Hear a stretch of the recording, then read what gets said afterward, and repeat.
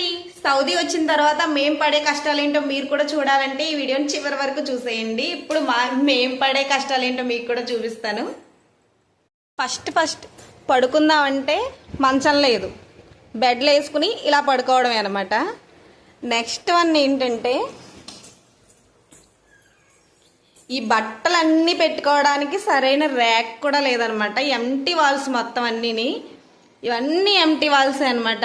కనీసం ఒక్క ర్యాక్ కూడా లేదు. ఈ రూమే కాదు, ఏ రూమ్లో కూడా ఒక్క ర్యాక్ కూడా లేదు.